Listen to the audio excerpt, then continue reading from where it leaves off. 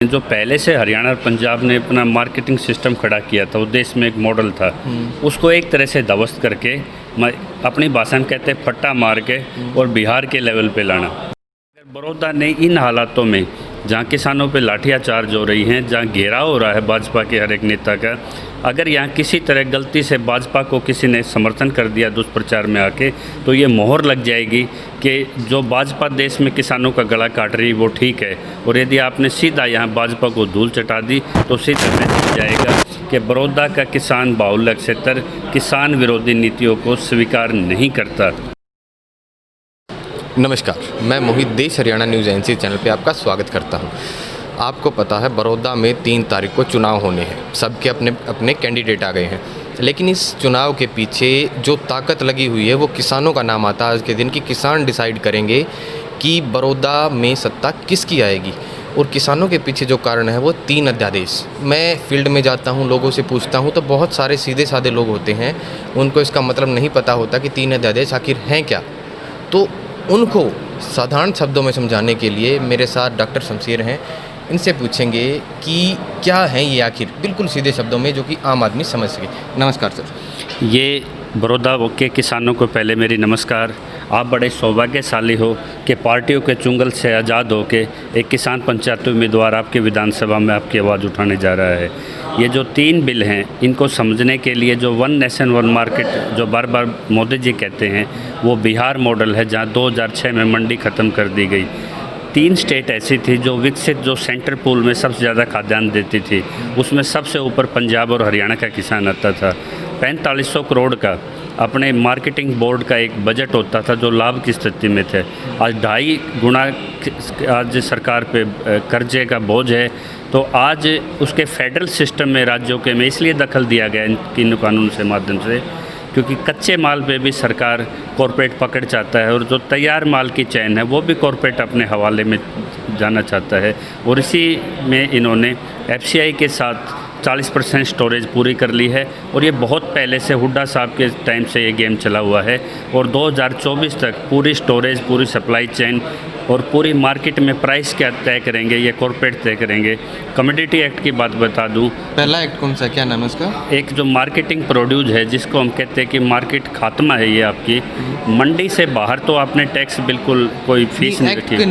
Number wise बता दो मुझे, एक्ट पहला एक्ट कौन सा है? मैं सबसे पहले मंडी सुधार की इनकी उस पर बताता हूँ। जो मंडी से बाहर जो कॉरपोरेट को इन्होंने खरीद के लिए उनके रूल्स इन्होंने कोई फिक्स नहीं किए, कोई ट्रेडर डेफिनेशन नहीं किए, इसलिए उस पर सुप्रीम कोर्ट ने उस पर नोटिस जारी किया है, क्योंकि बिल की लैंग्वेज ही इम्प्यून्ड है इसमें। और इसको टेक्निकल भाषा में कहूँ, आज अंतर्राष्ट्रीय बाज़ार में अगर इन बिलों के माध्यम से किसान को फेंक दिया गया तो आज 1460 रुपये आज गेहूं का मूल्य है, 1500 के आसपास धान का मूल्य है। और अगर सपोज करो आज जहाँ 1950 की गेहूं की बात होती है, तो आप 1400 पे आप किस स्थिति में पाओगे? मंडियों के अंदर जो टैक्स लगाया गया और बाहर छूट दी गई है, वो स्वैत मंडियाँ गिर जाएंगी इसमें।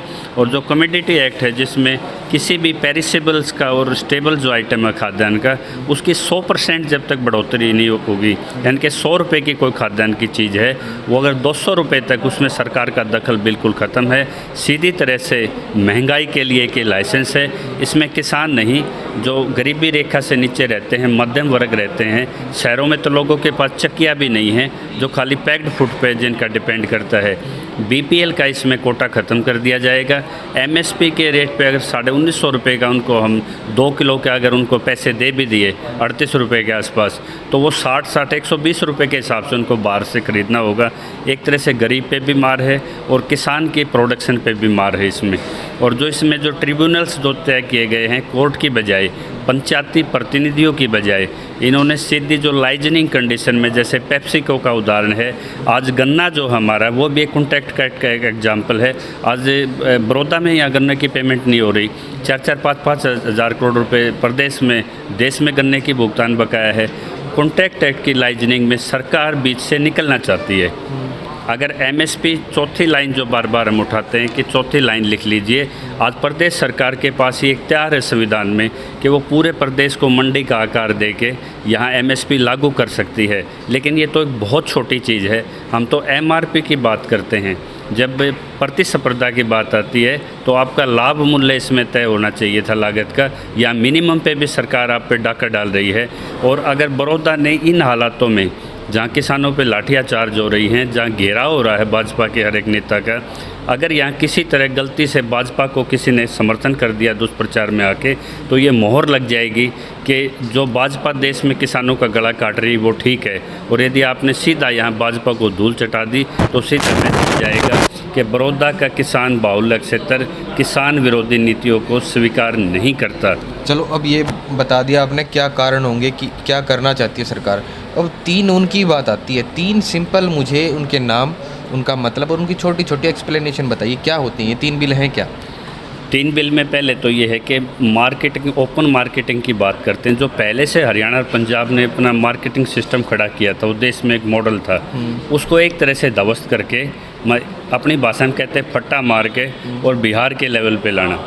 यानी कि जो बच्चे, जिस बच्चे के 90% मार्क्स हैं, उस बच्चे को आप 33% मार्क्स वाले बच्चे के साथ बिठाओ, उसका सेक्शन चेंज करके।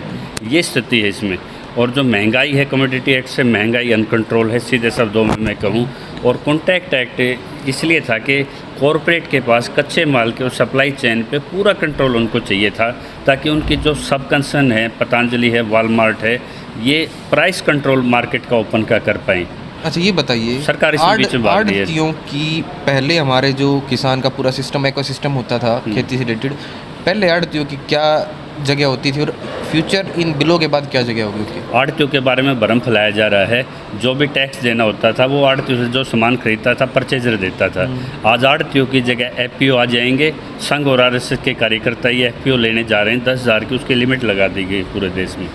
तो जो आपके धोती कुर्ते वाला था उसकी जगह देश के गद्दार बैठेंगे और वो कॉरपोरेट के लिए काम करेंगे। आड़ती सिर्फ एक फैसिलिटेशन का काम करता था परचेजर और किसान के बीच में, वो एक एटीएम भी था उसका। लेकिन आड़ती भी, हरियाणा के आड़ती जो मिलर के मालिक हैं, उनमें उन्होंने फूट डाल के उनको कुछ रिलैक्सेशन दे के 3% की, उन्होंने आड़तियों को भी सरकार ने तोड़ लिया किसी तरह से। तो आड़तियों से किसान को कोई नुकसान नहीं, ना कोई इसमें फ़ायदा है। लेकिन जो ये पहले एग्जिस्टिंग सिस्टम है जिसमें सुधार की गुंजाइश थी, सुधार ना होकर उस सिस्टम को ही साफ किया जा रहा है। या इसमें सारी की सारी 3 एक्ट में कमियां ही हैं या कोई अच्छाई भी है इनमें? इसमें एक बहुत अच्छाई है, किसान तीनों को स्वीकार करने के लिए तैयार है। लेकिन किसान का आप 4th ऑर्डिनेंस एमएसपी लागू कर दीजिए कि इससे नीचे जो खरीद होगी वो गैर कानूनी होगी। और बार बार सरकार कहती है, धनखड़ साहब कहते हैं कि प्राइस को नियंत्रित नहीं किया जाता।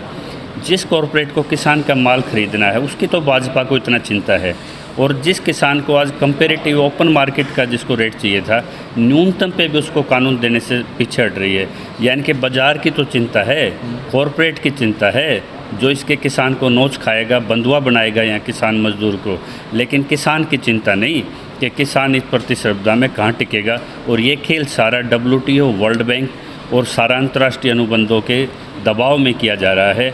यानी कि मोदी जी एक एजेंट बन गए हैं कॉरपोरेट्स के, वर्ल्ड का जो कॉरपोरेट सिस्टम है उसका। और ब्रिक्स चाइना के माध्यम से, वर्चुअल वर्ल्ड के माध्यम से खेल खेला जा रहा है। किसानी तेजी के तो ये लगभग आसपास भी नहीं है। और समय समय पे भाजपा और कांग्रेस ने इसमें चक्कर बदला है, भूमिका दोनों की एक ही है।